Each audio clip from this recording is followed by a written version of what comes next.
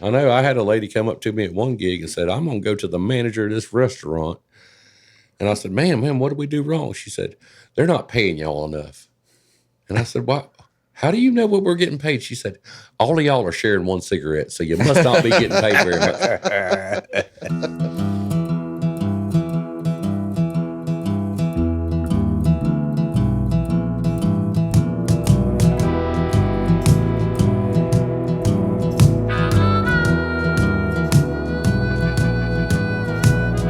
Something in the water taught me how to crawl. Something in the water taught me how to fall.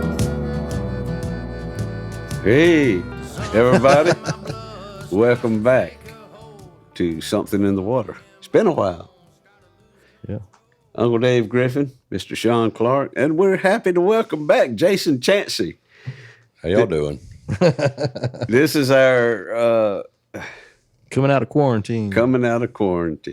Well, it's been a while since we've done this. And, it's been a while. You'll notice our spectacular new surroundings as well. Yeah, we got a new set. Caution Light Media. Caution Light Media, Mr. Justin Mercer. He's sitting off camera this time, but the previous episodes, we thank you for watching, have all been done out in the backyard in a concrete cathedral. Concrete cement block, little garage out in the backyard. And as you all know, South Georgia weather is brutal with the humidity, and them old concrete walls tend to sweat. So this equipment had to be moved inside to an air-conditioned, climatized zone, and here we are in the studios, the actual studios, yep. Caution Light Studios. This is where he does the recordings, musical recordings and such. But we're glad to be back. Hope that everybody's doing well. This is going to be a kind of an impromptu session. We don't really know what we're going to talk about, not like we ever did, but before. But so, how's quarantine been treating you guys, Jason? I mean, right now I'm pretty happy. I feel like an old cat. I finally got let in the house here at the home day caution light or whatever. But it actually hasn't been a whole lot different for me because I've been working my regular day job. Yeah, it never stopped for you, did it? It never stopped. I work in the outdoors industry, so people been going outdoors because there's nothing to do indoors. So we've been really busy, but the music thing's been kind of slow. Yeah, but y'all started back a lot.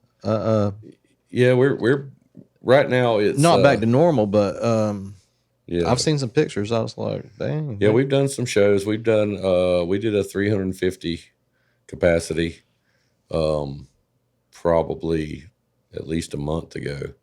Yeah, with Justin Spivey band. Yeah, with yeah, Jason Chancey. I play in the Justin Spivey band. I play the bass, and where was that at? That was at Middleburg, Florida, at Southern Social Whiskey Bar. Cool. I think we had 350 or so in there that night. We've been. Did they change the name to Southern Social Distance Whiskey Bar? Well, there wasn't a whole lot of distance between people that night. I guarantee you that. But I mean, right now, as it stands, we're booked. We're booked pretty well through, I think, September, October. We might have one open date left, which Justin does a lot of acoustic gigs on the weekdays, and we'll either do Friday, Saturday as a full band, or one or the other, depending on, what's available, how far it is, what the pay is, or whatever. So sometimes we'll do a duo with our drummer, Austin Lane, because they harmonize real well together. Does he play the full kit when it's just him and Justin? No, he just does a cone and cool and vocals, and then they'll trade off on guitar. Yeah, Austin's real good on guitar too. Yeah. And Justin actually plays drums. He just doesn't. I mean, he has played it played drums with us one time, I think, when we played a show where Really? him and Austin have swapped up for Cool. a song. But yeah, there's a lot of talent in that band with Austin Lane and Logan Inman and Justin Spivey. And I know how to run the PA and play the bass a little bit. So that's pretty much what I bring to the table when it comes to that. But talking about Florida, playing down in Florida, I've had you helped me get a gig down in Steenhatchee. Have you went back there yet? I went back the very next Friday. Wow. As a matter of fact, Cool. the owner, who I've never met, but the owner wasn't there that first night, and I woke up a week later, Friday morning, and there was a text from the owner asking me if I had any plans for that night. He needed another fill-in, so I did play 2 weeks in a row down there and enjoyed the hell out of it. But them people down in Florida, there is the COVID don't exist down there. Yeah. It's like they are balls to the wall, and I don't know. That's the weird thing about it is, I know this thing is for real, Mm-hmm. and I do respect it and take it seriously and everything. But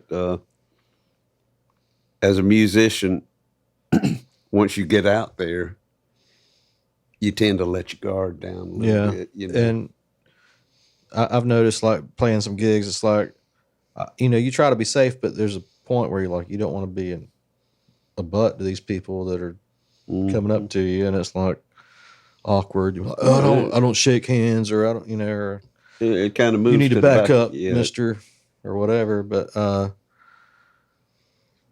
you think less about that. Yeah. And plus you're drinking too. Right. So the drinking relaxes you, and you kind of tend to.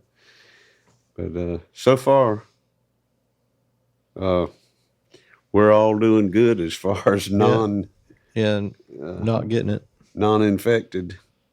Thank God. Yeah, for sure.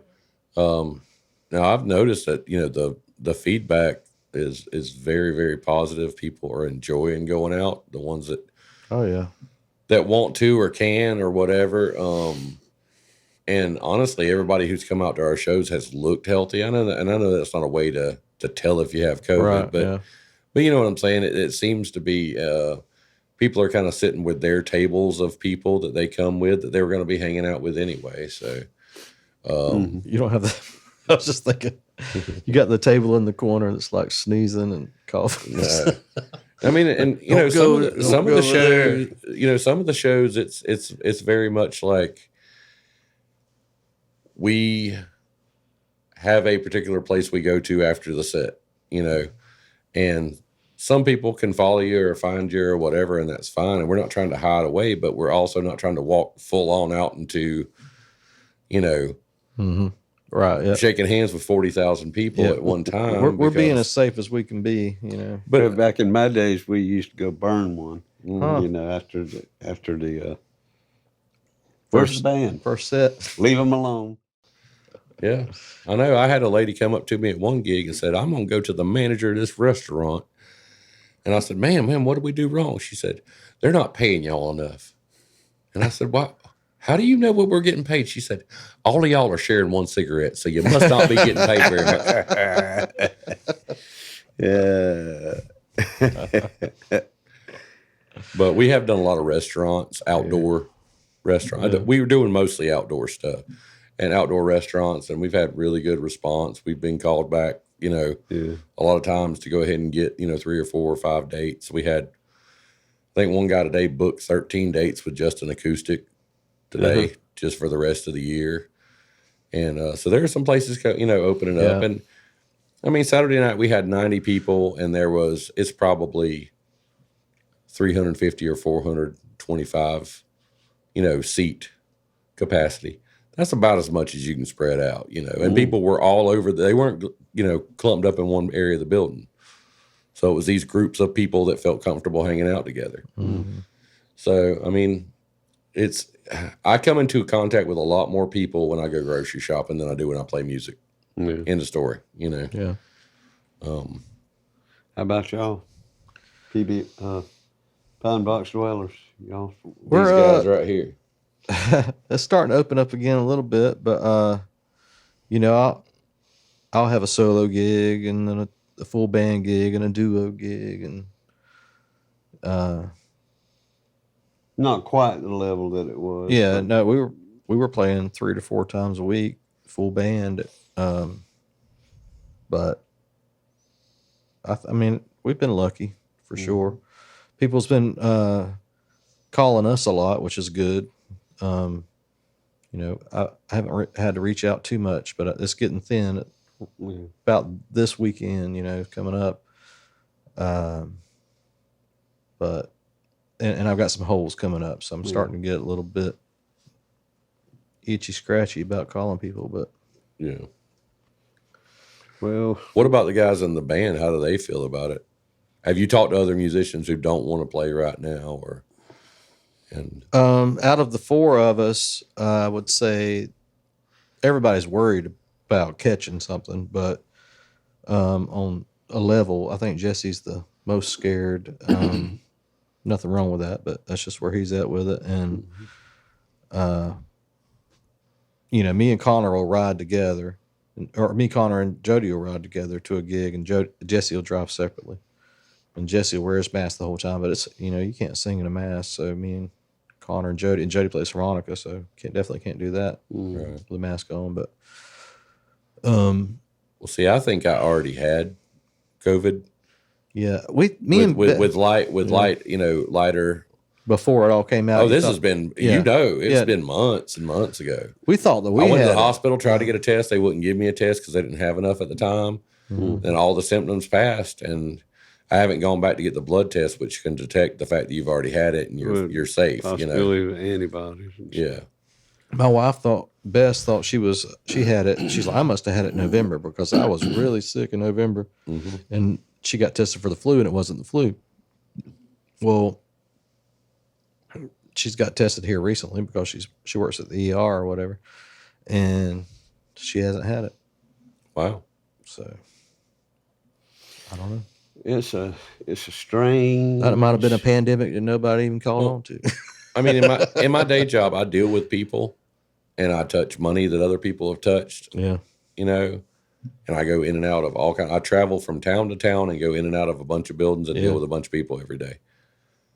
That's way more, you know, which we carry. You know, I've got a mask that I keep with me. This is not. It's one of the ones it's technically a neck gaiter that you put down around your neck and then you pull it up kind of like a little bandana. I've got one thing. of those. Yeah. It's a stretchy deal. And I've got stretchy deal. I've got a you know, several bottles of a little hand sanitizer in the truck and stuff like that for when I work. And I mean, you just do the best you can. It's all about being, you know, I guess being smart. So, what about you, Dave? What's Well, I guess the way that it's affected me is the most is, you know, you're talking about, okay, let's go back to when this first started, when it first started creeping into our awareness, was the week of the Swamptown Get Down Music and Arts Festival, that one of the music festivals that I put on here in Waycross.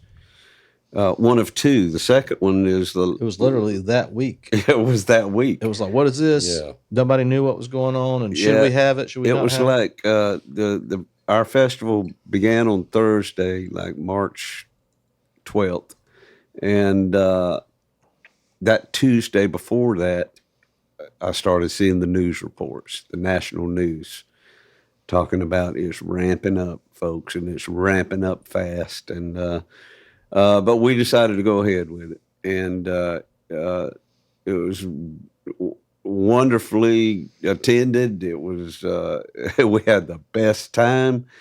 I didn't hear of any casualties of anybody. No casualties of any sort, and the talk afterwards was out of everybody that was there was like, thank God that you got to do that. That we did that. Yep. You know, Go out with a we bang. snuck it under the wire right as COVID was beginning, Yeah. After that, it came on headstrong, and that was when the lockdowns began and everything. And like everybody, we all went into a lockdown for several weeks. The end of March, I believe, is when it started in Georgia, anyhow. And there for 2 or 3 weeks there straight, everybody, it was a virtual lockdown. I mean, Yeah. you went out and you bought groceries, but that was the only trip away from home for a while there. Looked for toilet paper everywhere. Yeah, there was a shortage of toilet paper. But I don't know. I started writing a lot of songs. Yeah, you did. I thought, yeah. I wrote some songs during the slowdown. It seemed like it was coming. It was coming fast and furious there. But I was also watching a lot of documentaries and also reading too. I'd read. I was reading books and watching documentaries, and those two things right there inspire me to write a song in a hurry. I was watching documentaries, but I didn't read. But Yeah. I guess that was I read a little bit. I got a book on Norwegian black metal. The beginning of that, where there was a bunch of church burnings and murders and all that stuff. It's pretty interesting. For us, it was like we're probably the outlaws of the COVID era, I guess, with our band, because we went 43 days without a gig, and that was the longest stretch we went. And a lot of people went a lot longer than that. Yeah. Every week it would be, cancellation, or this place is going to still do it, but they're going to be at diminished capacity. And no, we're canceled. Mm-hmm. No, we're canceled. And yeah, we all still work a day job. So, if somebody wanted, needed something, a band or a duo or a trio or something, we would try to call other people that we knew needed the money that might not mind going and doing it. We didn't want to, obviously, just because it was COVID time, we didn't want to start getting locked into lower price structures because of diminished capacity. I mean, we don't charge a lot for, as a band, but there are some venues that started cutting pay till honestly, some of them, it wasn't on me. It was for other performers, like acoustic performers, where guys that were getting $200 a night were now getting $65. And, we fell into the safety net, the CARES Act that was passed right there at the end of March by the federal government. Were you able to take advantage of that? We did not seek anything of that. I mean, not to sound like hokey or whatever, but like a lot of our friends play music and that's what they do for a living. Yeah. Justin works construction. Austin works on the mill. Y'all are still working. Logan works his job, and I work my job, and we just didn't feel like it was right to possibly, if there was a pool of money, because we started hearing about these pools of money and how it's all being taken up. So we, and I know friends in different parts of the country that were still waiting on unemployment. Yeah. So we kind of talked amongst each other, and and it was scary. Which is an individual. It's an individual decision. That's fine, but we all kind of agreed that for ourselves, it was scary there, just going through it. And it was such a hard process, and then we did it wrong. Now we got to do it again, and not hearing anything back from their side of anything. Just not knowing, and then it was a cluster mess. Yeah, from the standpoint of the state government, as far as because they had to institute all these new programs and everything just to handle the unemployment claims. Yeah, and you couldn't get anybody on the phone. Florida had it really bad. Florida's was, oh my God, I think they're still just now getting around to getting the payments out to the Floridians, but. It was getting scary, like we weren't going to get it. And then we were very fortunate because That was Well, quite a help. Yeah. yeah, it's just I got the stimulus payment, and that was cool because that helped offset some of. I mean, there's COVID costs. Yeah. You're having to go around your elbow to get to a roll of toilet paper, or you're having to pay more for something, or order stuff from Amazon, or beef prices went through the roof for a while. There was a chicken and pork kind of shortage. There was just different things that. I mean, the $1,200 more than paid for, any price increases on stuff or hand sanitizer and mask and all that stuff. I mean, I definitely wasn't going to turn that down since that was for everyone. But I sent mine back. But we heard about some places where there was. We heard about some places where there was unemployment for artists of stage dance, music, or whatever, and how there was a set amount of money. Yeah. Not per person, but for the whole pool. Right. It's like it's going to run out if you don't get it. And it's going to runs out. So we were like, oh, let's just hands off. I bought an in-ear monitor system on credit right before, like 2 weeks before the COVID shutdown. But I was like, I can take that out of my regular paycheck, And then when the stimulus came, that just, helped out. Because I was counting on gig money to pay for, I count on my gig money to pay for my guitars and, various implements of destruction. Fun stuff. Yeah. So, but yeah, it was weird. It's been weird. It has been weird. It's been weird. I still have a hard time just driving to Walmart or wherever, and seeing people walking around with masks on. Yeah. I mean, I just still ain't got used to that. It's just like, it just kind of shocks me for a second. That used to be against the law. Yeah, it used to be. Outlaws used to do that. Now it's against the law to go in there without one. I didn't recognize you without your mask on. That's the part I love, actually. Yeah. Going in there and you're like, they don't know who I am. Like, I don't have to talk to this person right now. And get out. Some people you can't tell if they're smiling when their masks on. I know. Right. I mean, you can't. Yeah. They could just be going. Yeah, I've become people are a lot friendlier to me now in my mind. Anyway, so yeah, you see people staring at you a lot longer, with your mask on. You're trying to figure out who he's smiling. Everybody's doing that. Like I did that today in Walmart. You make eye contact and you're like, okay, are we being cool? Or, that's enough. I don't know. I looked at him too long. I think I'm gonna get the COVID. Yeah. See, you just follow my lead and just start, like, when you look, you can't quite recognize, just start looking at their butt. And you're like, I'm just trying to recognize you, see if I know you. I mean, cancel. I'm sorry, ma'am. But that Copenhagen ring tells me.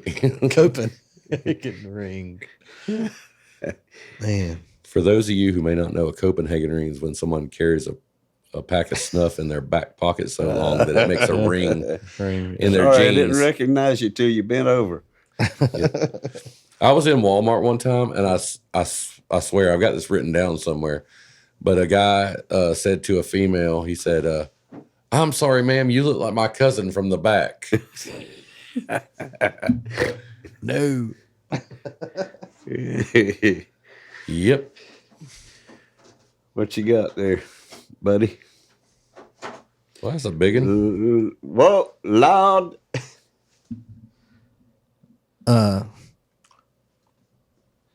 Courtesy of Pareidolia Brewing Company, they did up a Pine Box Dwellers Something in the Water experimental lager. And we drank quite a few of these. What do you call that? This is a crowler. Crowler. It's like a growler, but it's a can, so it's a crowler. It's a 32 ounce. You did the artwork for that. I did the artwork on there. It's like a creature from the Black Lagoon. Can you deal. Get close up to that? Do I need to get closer? That's too close. Too close. Here, right there. Creature from the Black Lagoon. It's the creature. But anyway, this is we only got a few of these left, and we figured we were waiting on the podcast to drink some of them. And since we're back with a new set, I figured this is a good time. Where's mine? Well, I didn't bring enough for the whole class. No, we got some. And look at this. It's the Creekster from the Black Lagoon pint glass that was not made for us. I just bought this on the internet. But Tilt it sideways, Ed McMahon. ooh, oh, it pours gosh. crazy, all in your lap like. Tilt that glass. Tilt it toward me. There you go. It was the can that was leaking. All right. That's a whole lot of beer there. I'm not You a don't beer want- guy. No, Okay. I just take a sip there. You, I'll like try a little? it. You like a little sip? Yep. Are you going to edit any of this up? He looks like he's You clipping. got Looks like what? You're clipping. this looks like clipping? the mummy. You're way up on it. You got the mummy. Oh, That's because you need your mummy to drink it. I detect sort Just of in. earthy. This is that new beer, ain't it? This is kind of like a. Yeah. It's a experimental lager. I'm getting hints of possum underbelly. They asked us what we liked, and we all liked something different. So, it's experimental. Cheers. Cheers. Cheers. Pine Box Dwellers. COVID. Beer. Oh yeah. Let me get you. We're doing things. Yay. This is, Let me give her a shot. Pareidolia Brewing Company, Sebastian, Florida. We appreciate you. Pareidolia Brewing Company. Hold on. Pareidolia Brewing Company. Yeah. Was that San Sebastian, Florida? Sebastian, Florida. Yeah. Sebastian, Florida. Wow. Mm. That's Yeah, got there's some great people down there. We can't wait to go back. We got something on the books. That whangs like a staple. I'll tell you what, I'm not a beer guy at all, but for a beer, that is not bad. That's kind of Ooh, refreshing. It's a nice dry finish too. that's good. I feel like I've been picking apples with a girlfriend or something. It's very Got a good. citrus kick. Yeah. I know they said the hops, it was some hops from New Zealand that they had never used before. Mm. And You know why they got the hops from New Zealand? I don't. They were cheaper. Yeah. Ladies and gentlemen, You're not unemployed, are you? No. Don't quit your day job. keep them cards and letters coming. Mhm. Well, man's got to do what a man's got to do. That's good beer. And they got a great selection down there, man. Every time you go there, they've got just taps down the wall. There's some kind of, I'm gonna get all this wrong, but there's a club, a monthly club you can join with them, and then you get this pottery made stein or something. And when you go in there, that's your stein. Where's this? Is the name of the town? Sebastian, Florida. Sebastian. It is down on the Atlantic coast, Below Daytona. below Daytona, above Fort Lauderdale, somewhere right in there. That's St. quite Pete. a trip. It's north of St. Pete. No, St. Pete is on the Gulf. Yeah, Yep. totally. Wait, different. I'm thinking of something else. Should be north of Cocoa Beach, maybe. Well, Coco's fairly close to Daytona, isn't it? There's Cocoa, a Fort Saint Wa- something or a Cocoa Fort and, something right there. Cocoa Beach. We went and, to a music store down there. I can't remember. Somebody go on Google Maps, look it up, Yeah. and text us real quick. In Florida. Florida. It's down there in Florida. So Great little spot. And I don't know why I haven't asked this question, but every time we go there, we get out the van and little tiny bunnies are everywhere in the bushes and in the town. Just little tiny bunnies are everywhere eating. well, Maybe they got free range bunnies. They got free range bunnies. Little tiny ones, too. Midget bunnies. I mean, they were all like this big, like a quail, like little bunny quails. That would be awesome. I want to go there. I want to eat them. No, No, not the bunnies. No, No, I'm just kidding. I think the first time I went to Fitzgerald, Georgia, I didn't know that they had free range, like chickens just roam the town. In Fitzgerald? Yeah. I didn't know now, that Key West, they're all over the place. Yeah. Chickens are. Yeah. I didn't know that either. And I've been to Fitzgerald. Are there hens and roosters there? I expect, and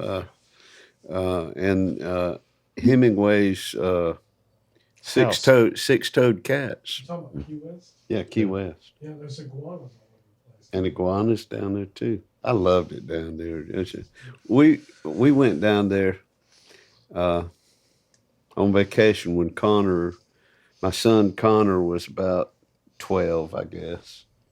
He's now the drummer in the Pine Box Dwellers band. And as we were going down there, the horns kept honking at us on the interstate, and didn't realize it, but it was National Gay Week was going on down there, and it was I reckon as people were flirting with me as I was driving down 95. You know, it's a hey, you know. They're probably telling you to turn around. Just that we don't need you. But we got down there. It was beautiful. Only time I went to the Keys was winter solstice, and it was overcast and cold as hell and rainy. And it was cold down it's there? horrible down there. Was it with a girlfriend? No. I won't say who it was because I don't want to say who it was, but a guy friend at the time of mine, and right after opened up for Leon Russell down there in Fort Lauderdale. Oh. And he was driving he was driving me around and wanted to go down there and to see Funky Biscuit. Was it the Funky Biscuit? I don't know which Fort Lauderdale, where you opened for Leon. Was it the Funky Biscuit? I don't think it was that. That's where I played. Yeah. Was it You did High stage? Ponte it was a high stage in Yeah. a short room? Yeah, It was called Funky Biscuit? yeah, I could not remember that. yeah. It was an odd gig, but it was fun. I mean, Leon opened up for Leon Russell. It was great. It was great. And the green room was cool with all the pictures of everybody. Mm-hmm. But yeah, we went down, and you think, well, at least I thought, I'm in Fort Lauderdale. We're not that far. It's about as far from there to there as it was to come back home. Mm-hmm. Yes. And we were going to watch the sunrise, and it didn't happen. It was overcast. The worst day to be there all year. But I've been there, so. I've never been to the Keys. I've been to the Grand Canyon. I want to go to the Grand Canyon. I've never been west of Texas. Me either. You'd fit right in, Dave. I mean, it'd just be. Well, it's a big hole. Yeah. You can fit right in there. Well, I plan to. You know, there's things that I want to do still, and Let's go. I'm running out of time. Let's take this show on the road, Justin. Something in the water coming to a town near you. Coming unexpectedly to a we're here. Just go in somewhere and like. Yeah, I want to go. The farthest west I've been is Middle Texas, and I rode out there with Kevin MacArthur, a local friend of mine who did T-shirts, and he was printing up T-shirts for a hog roundup. I remember that year. Oh, yeah. Yeah, That was the year that it was colder than all get out at Swamp Town.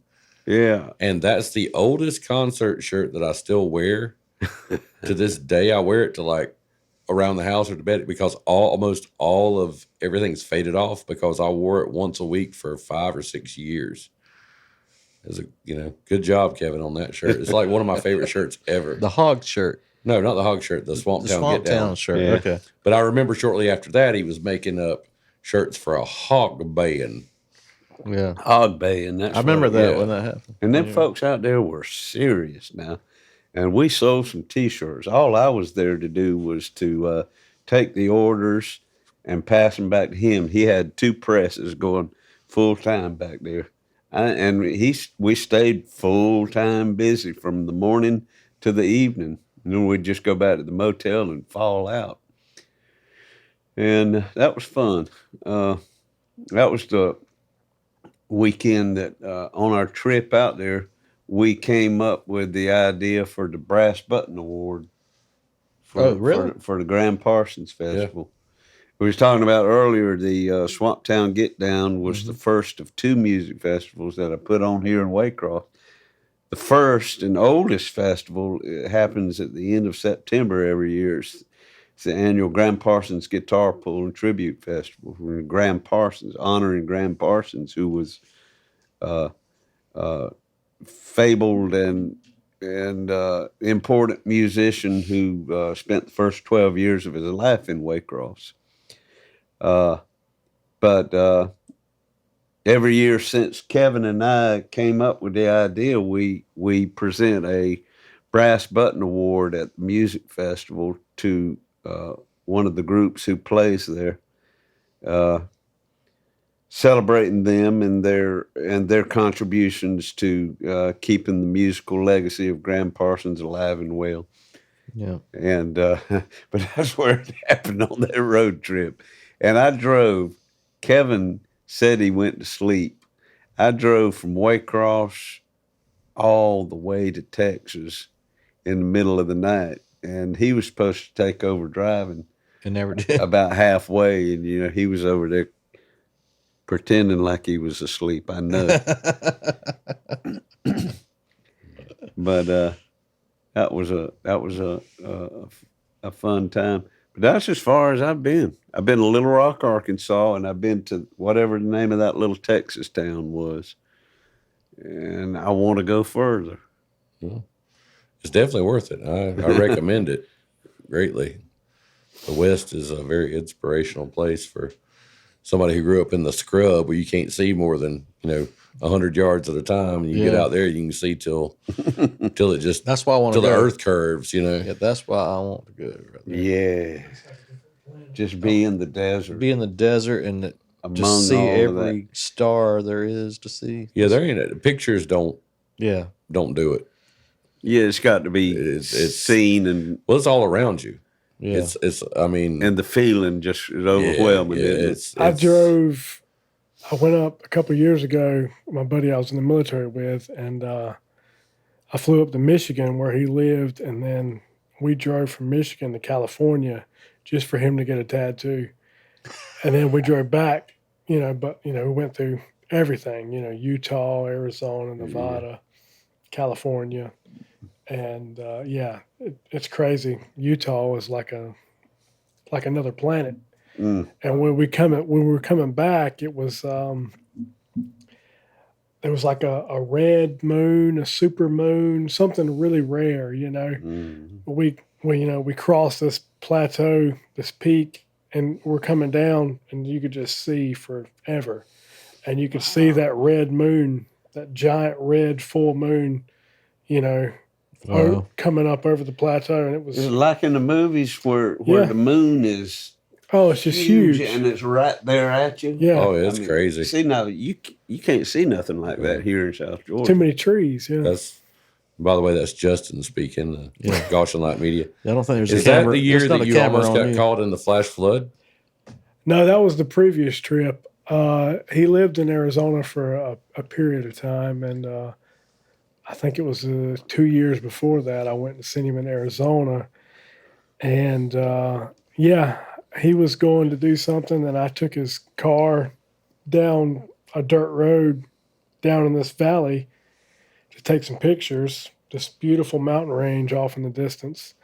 And start sprinkling a little bit heavier. So I'm like, I better turn back. So I get in the car, start headed back up the way I come. It was a pretty good grade, nothing extreme, but I'm coming back up, and then it turns from a drizzle to a good rain to like a downpour in 5 minutes. And probably within me coming back the way I came a mile, this torrential like flood starts coming at me. God. Like on the ground? Yeah. Yeah. Like, so the road is like a canyon, and it's just, you could tell it's been dug out from water in the past. Oh, So wow. I see it coming, and it goes from like just a covering to like an inch to 4 inches to 6. Wow. Then it's literally a river. The road turns into a river in 5 minutes. Oh, God. I'm in his Jeep, which luckily is a 4-wheel drive, but and I'm concerned that I'm going to get stuck and get water all in his car. I literally I've been gone 30 minutes and this happened, and I find this little hump that I can drive up on, and I drive up on it and park, and I'm safe, luckily. But I proceed the next 15 minutes. I just watched the road turn into an absolute river, like rapids, Wow. just everywhere. I got video of it, but it was. I'm going to stay home. I ain't going there. Yeah, it was crazy. And then another 15 minutes, and it was dry. It subsided. It slowly went down, and then these locals come by on their 4-wheelers and their big 4-wheel drives, and they're just looking at me like I'm lost, Mm-hmm. and like, What you doing up there on that hump? yeah. But I could have very easily ruined his vehicle, and so that was the first time I went to Arizona. Got caught in a flash flood. Wow. Yeah, I went to right outside of Moab, Utah. I think it's right outside of Moab. Natural Bridges National Monument. It's all these arches that were cut out by the water and the wind over all these years, and you drive, and you don't drive, you climb down, and they don't have like actual safety stuff there. There's not like stairs or anything. It's just like a handrail and some smooth rock, and if you fall and That's on you. yeah, whatever. But the only thing they really tell you is like, hey, go look at everything, don't litter, and if it starts raining, climb. Because what you get down to are dry riverbeds, and they are completely dry. Well, They're not soggy, they're not muddy, they don't look like there's and they're not going to soak up any water. Nope, as quickly. not a bit. They're And the just gonna- second it starts raining, It's like a bowl. yeah, and it's coming down from all directions into this one area, and but it's still amazing, man. I mean, Well, I'm going. I agree. Well, So all right, I guess we'll have to wait till the COVID's done. yeah, for sure. But, all the reports I've been seeing is COVID's going to be with us beyond this. It's going to be with us forever. So For sure. I got all ideas that this will end up being just like a flu shot or once they or once the they get enough, measles or something like that. yeah, once they get enough information on it, I don't know if y'all saw amongst all the stuff that's been happening. This week they announced the eradication of wild polio in Africa. I didn't see that. Yeah. What? Yeah, it's completely gone from Africa now. Wild polio? I didn't even know that was a thing. Yep. I'm glad it's gone. Yeah. I mean, you got to figure Africa is a huge continent with people that are remote, so it's harder to get stuff To them. stuff out, but polio is gone. Polio was still a big thing over there. Yeah. though, right? For a while it was, and it's been, It's gone. they've been working on it, but it's gone. That's it. So that's a super positive thing because, it's not something that affects a huge number of people, but it's very important to the people who it does affect. So when the scientists can get it down to where like, well, we can still isolate this one thing and we can figure out how to cure it without it, costing an inordinate amount of money, or they got enough, I guess they got enough support financially to figure it out. That's kind of cool because it just shows that, we can beat stuff. Yeah. beat stuff, you know, as a world. So there's that. I mean, so I thought that was some good news. Oh yeah. We certainly are living in strange times right now. Sure. This is a once in a century kind of ordeal that we're going through right now. Right. Wrote any COVID songs? I know you have. You wrote any COVID songs? I have not written any COVID songs. Or any songs during this? Doesn't have to be about. Not really. I mean, to be honest, I mean, if we're talking about all this stuff, I've kind of been, you know, doing what Dave's been doing, is doing documentaries and reading and you know, kind of watching, just kind of taking input and not. I've been trying to think less, I guess. Yeah. For me, I think it's going to come later, like because I always have to like deal with something and then Exactly. later I it need to comes see out. the other side before I can really fully. I mean, you know, or at least, you know, it's like you talking about writing songs, you know. I've been in unhappy situations where I've never written a song about it until it was over. Till it was that. And it was When you get over, over it, then you can look back and you're you have all like, these. yeah, you If took my living room suit, but I'm going to write an album. So that rug really take brought that. the room together. Exactly, man. They're nihilists Well, then, with nice marmots. the thing about After you, Johnson. that's the thing about songwriting is my opinion is you write when you write. Yeah. You know, there is no I think there's it no comes to uptime you. and there's no Yeah. downtime. It's just There's no downtime for time. Dave, though.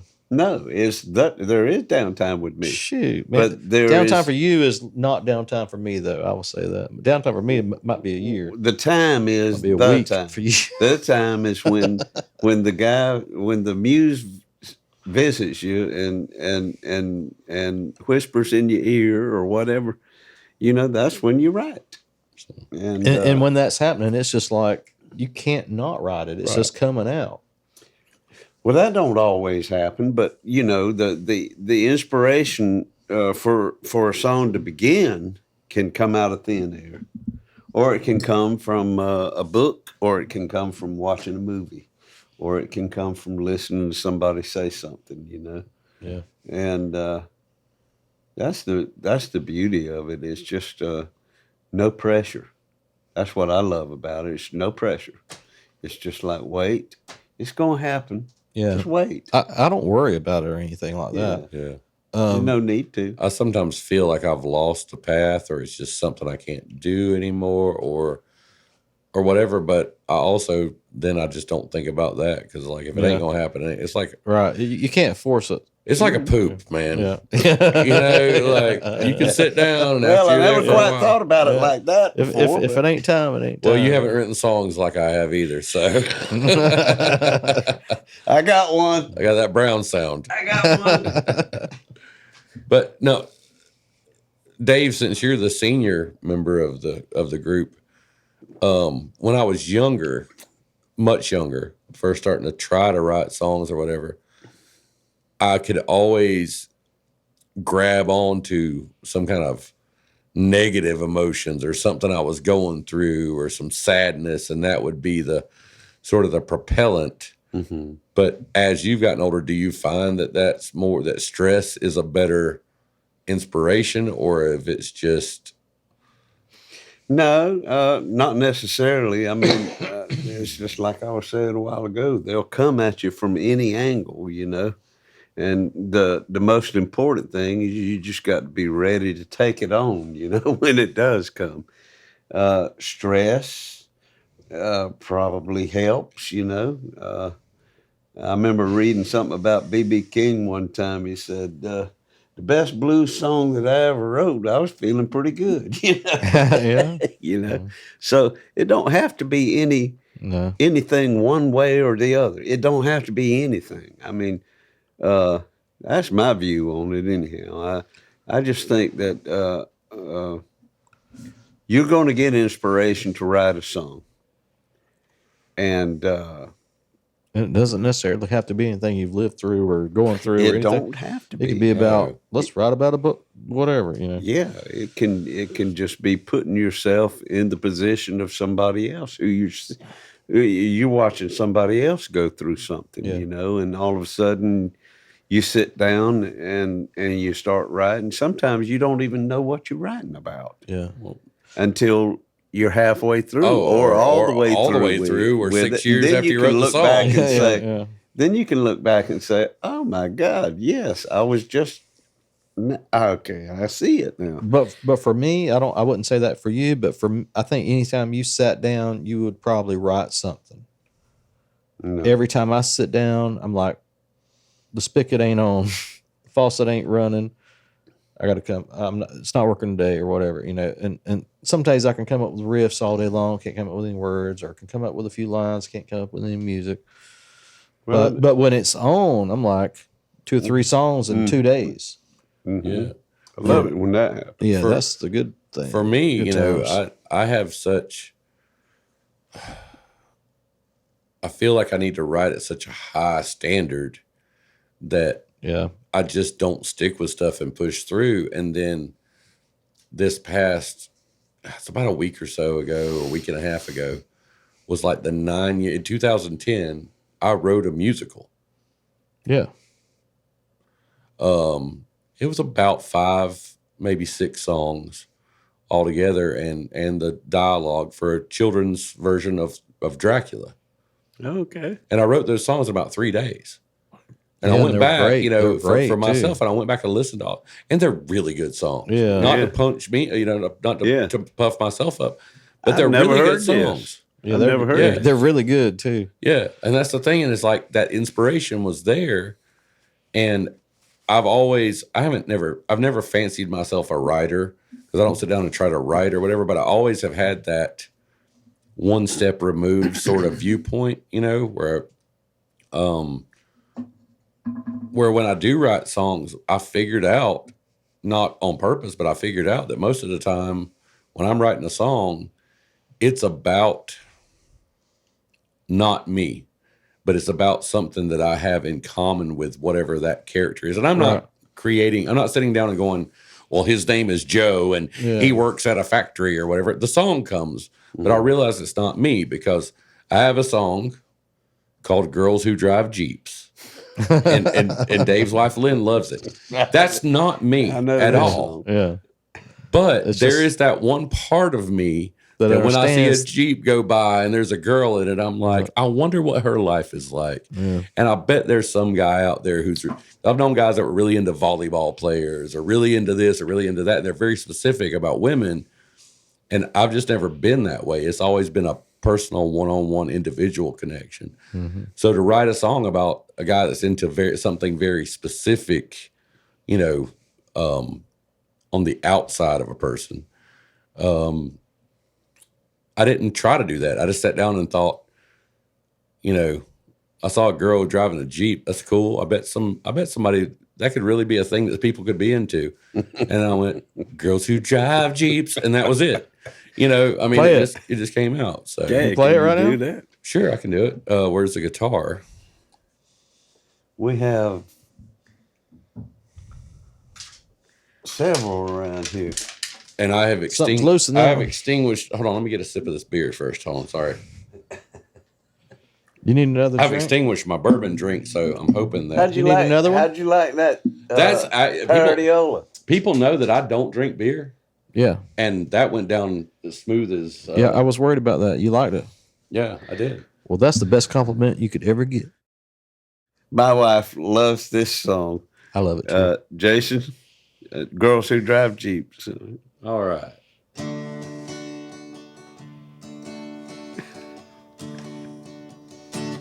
Girls who drive Jeeps. Girls who drive Jeeps. They get in my mind all of the time, make me feel like a creep. Girls who drive Jeeps. Girls who drive Jeeps. They're tall and tan. They play in the sand when I'm asleep. And when I see them dancing on the edge of my dreams, and I know that I can never have it all, and my life is coming apart at the seams, well, at least I'm in love with girls who drive Jeeps. Girls who drive Jeeps. They're out of my league, 'cause they're so intrigued by guys named Philippe. Girls who drive Jeeps. Girls who drive Jeeps. Their ponytails send me off the rails. I'm in way too deep. And when I see them dancing on the edge of my dreams, and I know that I can never have it all, and my life is coming apart at the seams, well, at least I'm in love with girls who drive Jeeps. Yeah. Yeah, man. That's Don't get any liver than that, boys and girls. I'll tell you what. That's Did I mention nice. I'm a bass player? Oh, that was good. But no, that song, I mean, oh, shoot.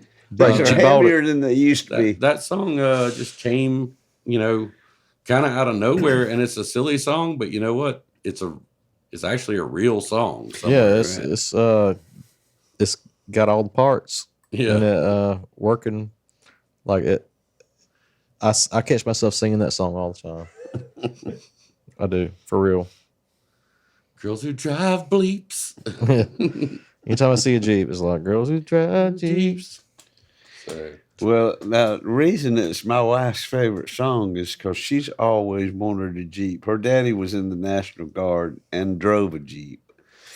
And that was her childhood, He used to take her for rides in the Jeep, well, there's something American about a Jeep. Yeah, for but it's a whatever reason. gas guzzler now. I know. It's like not aerodynamic at Have you- all. It's just it's like a brick rolling down the highway, Gas guzzling is American. Have you checked out the Jeep Renegades though, Dave? They're pretty. No, I'm talking about inexpensive. the Wranglers. Oh, and yeah. that kind of box style. Yeah. There's.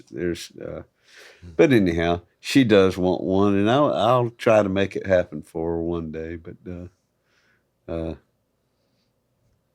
right now, I just did make another one of her dreams come true. I bought her a camper trailer, a Hell camper yeah. trailer. Yeah, Heck yeah. yeah, a little old Real cute one. tin can, what they call a tin can ham or whatever they call them. Yeah. Yeah. It's a beautiful little thing, Give me a little It's gypsy roads. a little gypsy there. wagon, and Heck yeah. so maybe we Y'all been can, anywhere in it? it sat in the front yard until we went to, we hauled it over to Townsend, Georgia, and left it in the backyard of a friend of mine who was a handyman.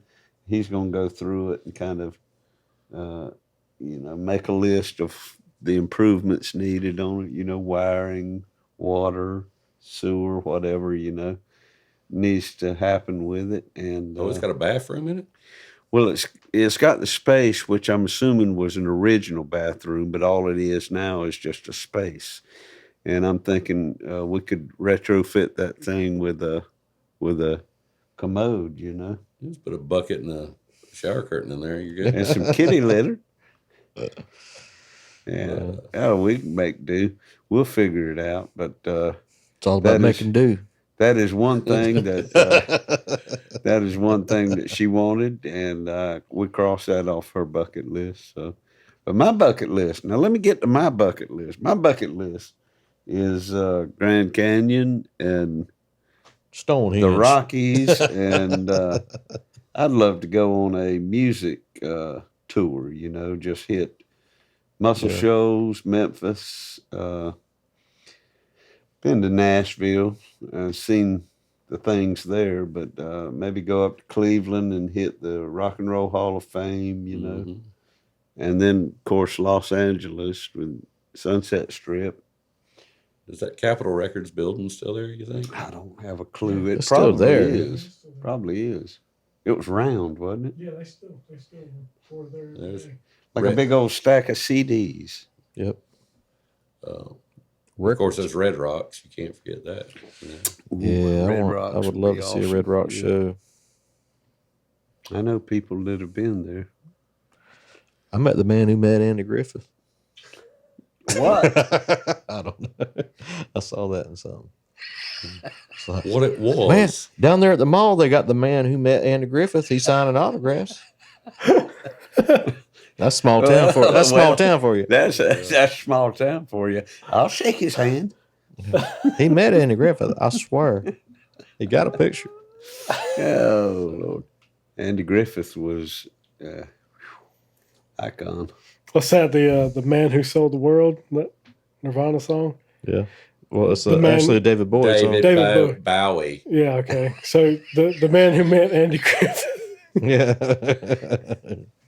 There's a song there. And if you were Jim, it was Bowie, Mhm. but it was all spelled the same. Exactly. Yeah. Let's take a pee break and we'll be back. Absolutely. We'll be right back. And just remember that everybody in Mayberry that was happy was single. The only one who was married was Otis. That's why he is drunk all the time. Dun, dun, dun, dun, dun, dun. Something in my blood starts to take a hold. Something in my bones start to lose control. Something in the water gonna make me whole.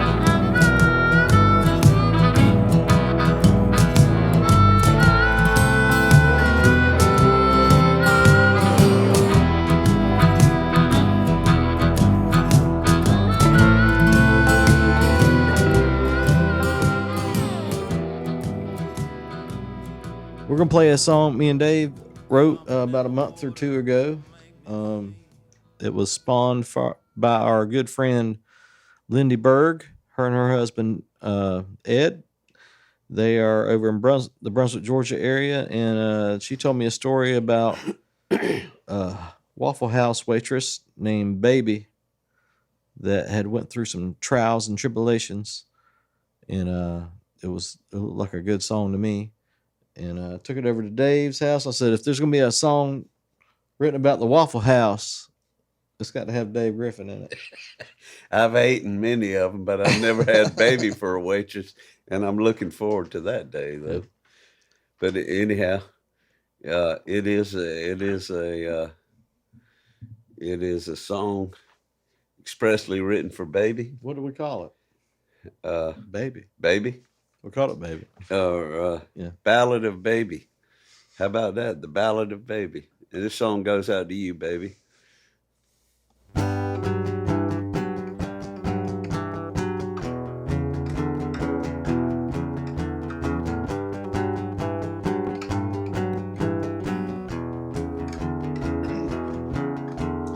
Baby was a waitress at the Waffle House on exit 29. She had lanky long legs, dark hair, smiling hash brown eyes. She'd take your order in a sing-song style, set you straight with a country smile. Baby was a waitress at the Waffle House on exit 29. Baby had her regulars and her fair share of orders on the side. Butter up, sugar cream, keep them all satisfied. Well, she's an all-star special, bring you down to your knees. Keep you coming back saying, pretty please. Baby had her regulars and her fair share of orders on the side. Baby had a lover who was smothered and covered in shame. He was a low-down loser, abuser, a user of pain. He made her quit, He blacked her eyes, cut little baby down to size. Baby had a lover who was smothered and covered in shame. Yeah.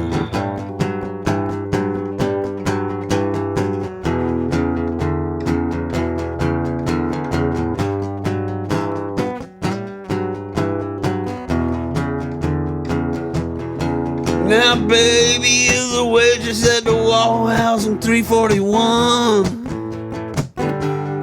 She left that son of a bitch bleeding in the Georgia sun.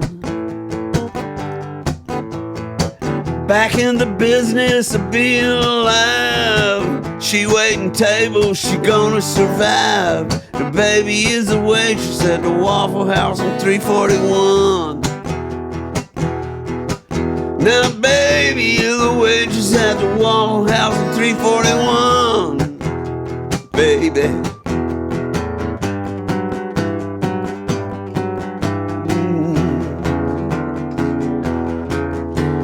Baby, baby.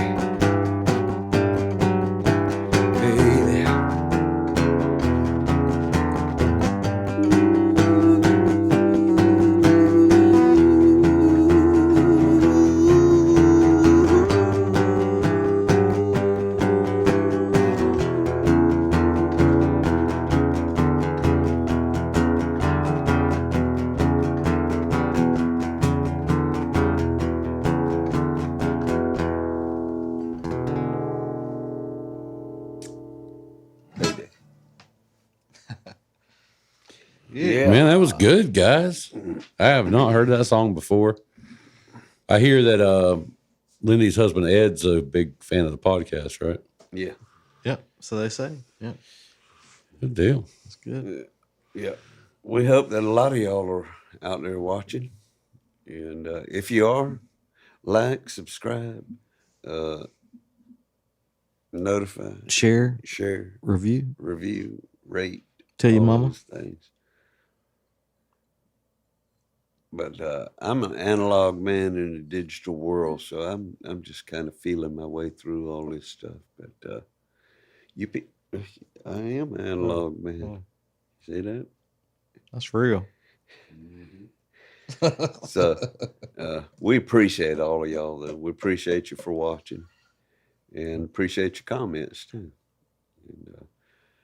And share it with all your friends. Get us all out there. Folks, I guess it's time for another tale of the week. Yep. From your book? This is from my book that was published in December 2018. While we was on break, we were discussing many things while we were on break, from bidets to the minute differences between Carolina and Memphis and Kansas City barbecue sauces, because we had some ribs tonight, courtesy of Justin, from Caution Light Media. Yeah, 3 different flavors of ribs. It was very tasty. Yes, sir. I'm going to read to you one of my tales of the week concerning the Andy Griffith Show. My son Connor, who I've spoke about already tonight, has now become a fan of the Andy Griffith Show, which I'm so tickled at, because I grew up with the Andy Griffith Show. It was the greatest, in my opinion, it was the greatest sitcom in history of television. And the fact that my boy is now getting into it makes me happy on a bunch of levels. This is called "For the Love of Andy and Barney," and if you'll excuse me, Andy's back. It's as friendly as a faded childhood memory, as warm as that old familiar coat at the first sign of a new winter. as nostalgic as a dreamsicle from Dot and Duncan's, melting on your bare knee in the back of a pickup truck down Memorial Drive. The friendly, familiar, and nostalgic melody, written and whistled as the main theme of the Andy Griffith Show by Earl Hagen, is firmly embedded in the psyche and soul of all that is good.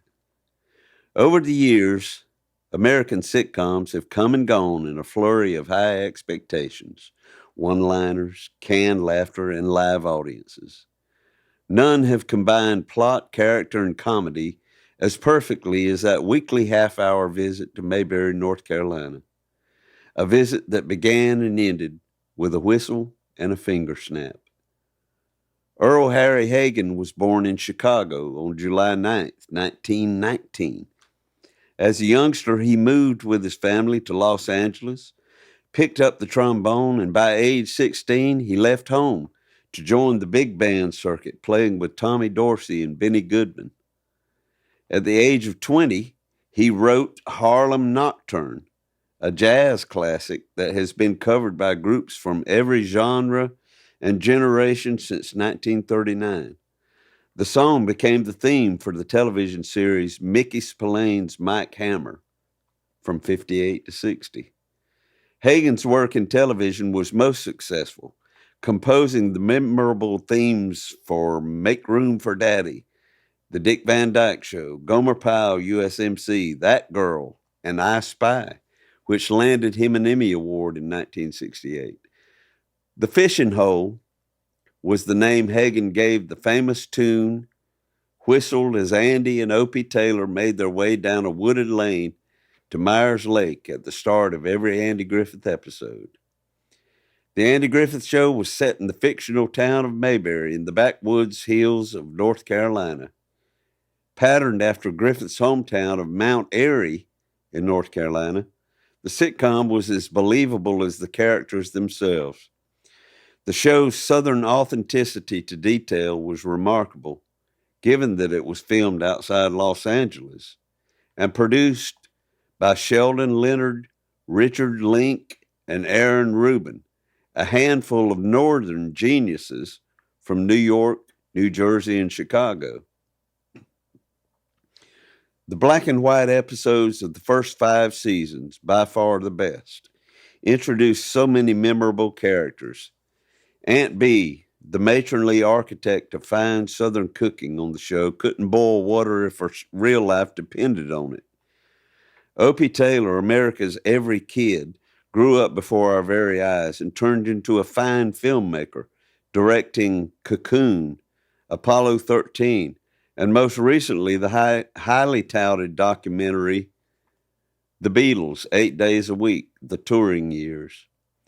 A slew of colorful characters, including Andy's sideman, Deputy Barney Fife, barber Floyd Lawson, town drunk Otis Campbell, gas station cousins Gomer and Goober Pyle, and lovable hillbilly Ernest T. Bass will forever be remembered as the comedic geniuses they are. A few of the episodes stand out in my mind as most brilliant. Convicts at Large, in which Barney and Floyd are taken hostage by 3 female escapees from prison.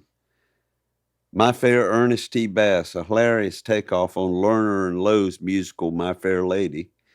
And Opie the Birdman, like so many Andy Griffith shows, injected a lesson in morality that viewers may trace straight to the pages of the good book. The magic of the Andy Griffith Show lies in the intelligent synchrony of comedy, drama, and music, primarily of the folk and bluegrass variety. Andy Griffith was no stranger to the guitar and was a good singer as well, so much so that the writers worked a musical segment into almost a quarter of the show's 249 episodes. Barney and Andy harmonizing in the courthouse as they go about their daily routine. Bobby Fleet and his band with a beat. The dysfunctional Mayberry Town Band. Gomer Pyle's unexpected, beautiful baritone singing voice. Andy's peaceful front porch serenades, and the fabulous Darling family, led by Father Briscoe on the jug.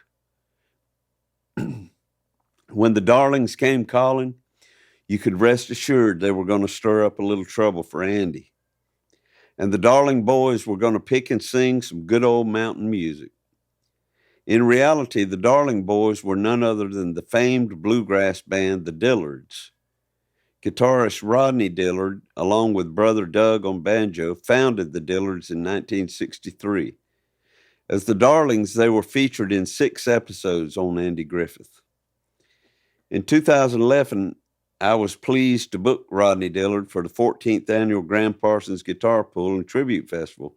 He was amiable and talkative, not at all like Rodney Darling, his reticent character on the TV show. In episode 19, Mayberry on Record, an independent record producer came to town in search of local talent. One group who performed on the 1961 episode was the Country Boys, featuring a young Clarence White, who went on to play with the Kentucky Colonels and the Byrds, following Gram Parsons' departure in '68. Together with Gene Parsons, Clarence White invented a guitar accessory that emulates the sound of a pedal steel guitar, the B-Bender, of which he was a master. Tragically, on July 14, 1973, Clarence White was struck and killed by a drunk driver as he was loading equipment following a gig in Palmdale, California. Gram Parsons paid tribute to him in a verse of his original song, In My Hour of Darkness.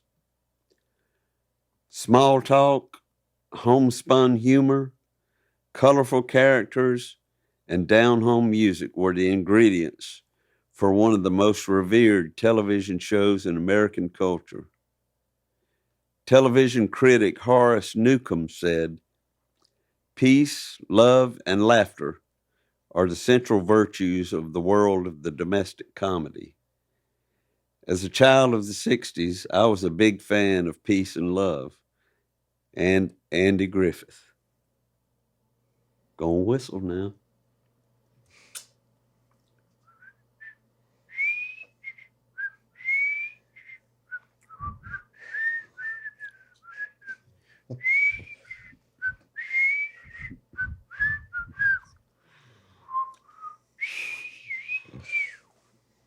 I can't whistle anymore, folks. Thank y'all so much for having me again. Yeah. Thanks, Jason. Great. For coming. Jason, it's been good to have you, brother. Come see me play sometime. Check it out at Justin Spivey on Facebook, Instagram, Snapchat. Yes, sir. Christian Mingle, Farmers Only, Farmers Mostly, all those places. Seriously, Farmers mostly. If you're a fan of, Folks, it's been good to get back Yeah. to the old Something in the Water podcast, and we appreciate y'all tuning in. And I'd like to welcome you back next time. We'll see you down the road. come on back now, you hear? When the cold black water finds its way across through your veins, it just might seal your fate.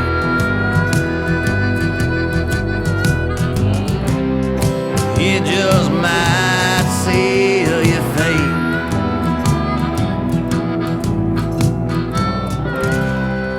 It just might seal your fate.